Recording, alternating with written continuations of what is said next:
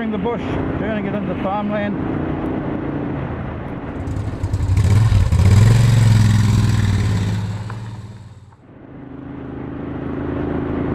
Since human beings arrived in this country, the whole nature of the beast has changed completely.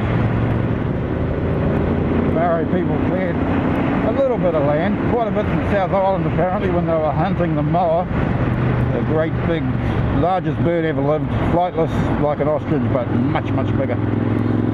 And they were hunted into extinction, and to do that apparently the Maori people used to burn the forest.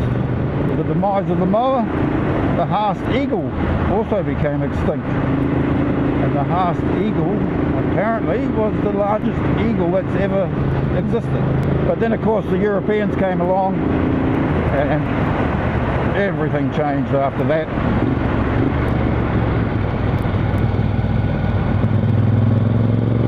Any bit of fertile land was cleared and turned into farmland.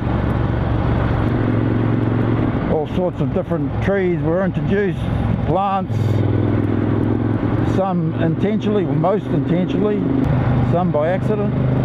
Before the Europeans arrived, or before humans arrived actually, because the Maori people brought Polynesian rats and dogs with them.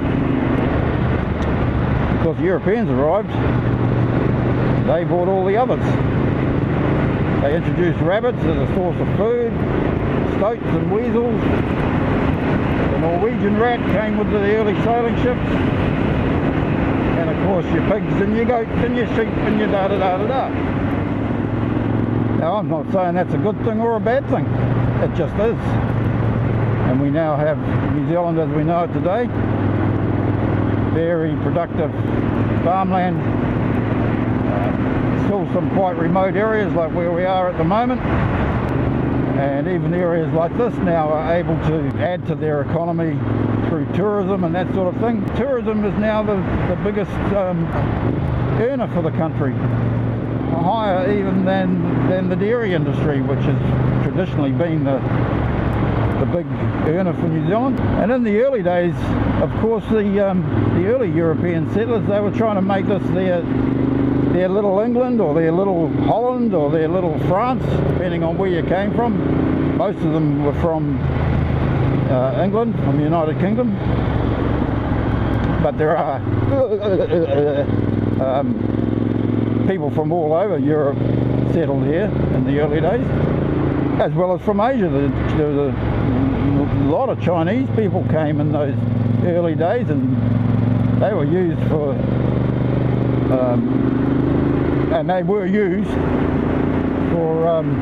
building the railways and all that sort of thing back in the days of picks and shovels, and they weren't treated very nicely either.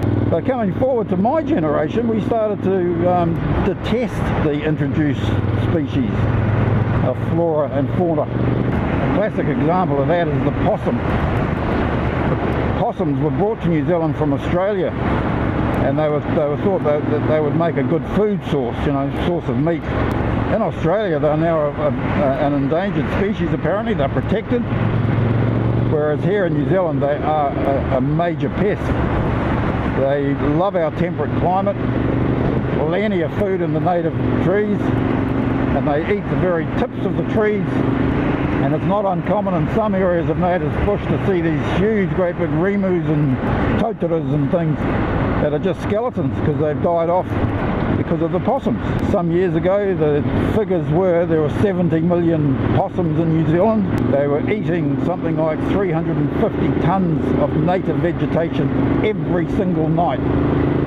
They're doing major damage to our native bush, and apparently much larger here in New Zealand than they are in their native country, Australia, because they've got such a nice environment to live in.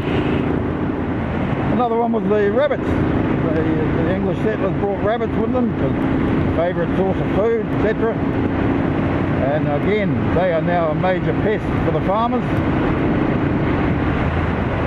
Recently, an environmentalist, he was saying that yes, we do have a problem with introduced species in this country, he reckons what we should do is embrace those introduced species. They are unique to the world. I don't know. But that gave another side of the story, which has made me think, you know. Oh, they're doing it hard. Too tired to wave out.